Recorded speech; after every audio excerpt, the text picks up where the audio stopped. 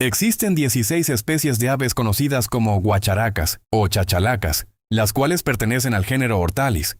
Estas aves son exclusivas de América y se distribuyen desde el sur de los Estados Unidos hasta Sudamérica. En la región de Colombia y Venezuela habita la mayor diversidad de estas especies.